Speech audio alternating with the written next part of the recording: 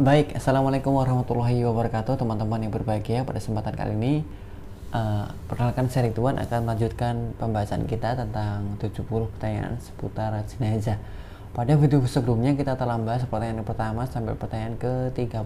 Maka pada video kali ini kita akan bahas pada pertanyaan ke-31 dan seterusnya. Baik, langsung saja teman-teman. Pertanyaan ke-31.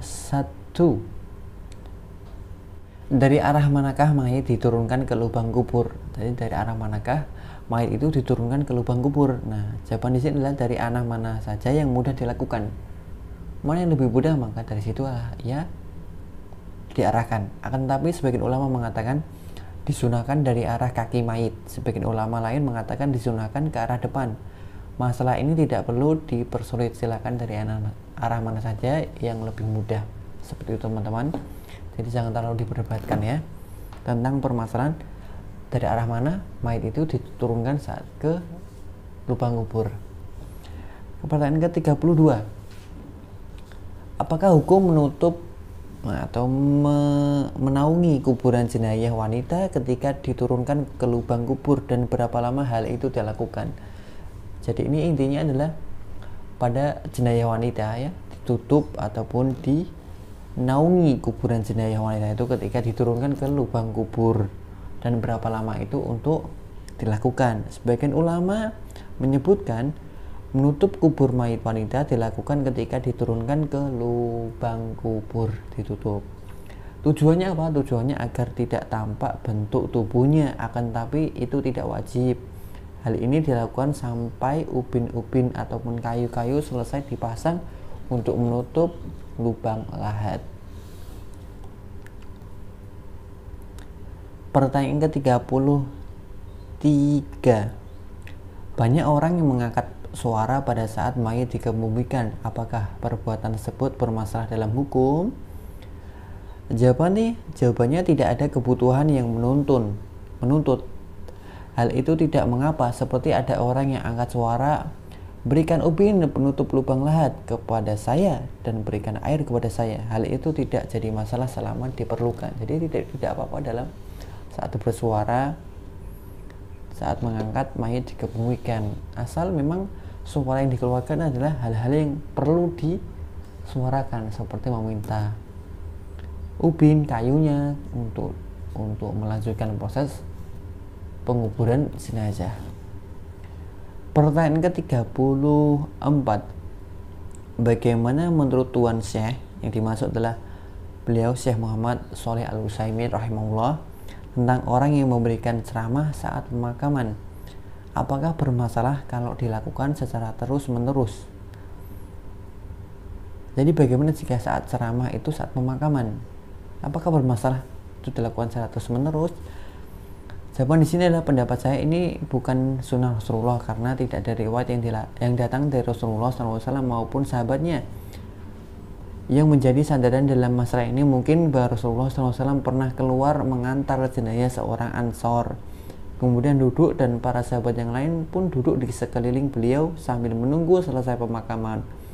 Di waktu itulah Rasulullah SAW bercerita kepada mereka tentang keadaan manusia ketika mati dan setelah dikuburkan. Demikian pula ketika sedang menguburkan mayit, beliau bersabda, yang artinya tidak ada seorang dari kalian kecuali ia telah dicatat tempat kembalinya ke surga atau ke neraka. Akan tetapi Rasulullah SAW tidak berceramah dengan berdiri seperti yang dilakukan sebagian orang. Beliau hanya menyampaikan peringatan dalam sebuah majelis yang tidak diulang-ulang. Kalau misalnya seseorang duduk dan orang-orang di sekitarnya ikut duduk sambil menunggu selesai pemakaman, kemudian ia bercerita kepada yang sempatkan oleh Rasulullah SAW, hal itu tidak mengapa, bahkan merupakan sunnah. Adapun kalau dilakukan dengan berdiri seperti khotib sedang berkhutbah, maka hal seperti ini tidak termasuk sunnah. Seperti itu. Pertanyaan ke-35. Apa hukum mendahulukan kaki kanan ketika masuk ke kuburan dan mendahulukan kaki kiri ketika keluar? Ya. Jawaban hal ini tidak ada tuntunannya dari Rasulullah SAW. Oleh karena itu seseorang silakan masuk ke kuburan sesuai langkah kakinya saat ia masuk. baik yang kanan ataupun yang kiri, hingga ada dalil yang jelas dari sunnah. Jadi tidak mengapa dari arah dari langkah mana saja kakinya ia bertepatan melangkah saat masuk ke kuburan. Pertanyaan ke-36.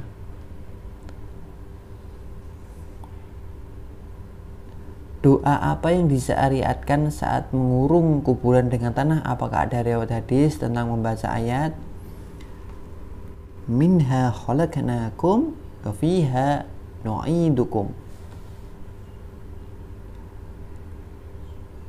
Sebagian ulama menyebutkan disunatkan menaburkan tanah 3 kali. Adapun membaca ayat di atas tidak ada hadis yang diriwayatkan dari Rasulullah SAW.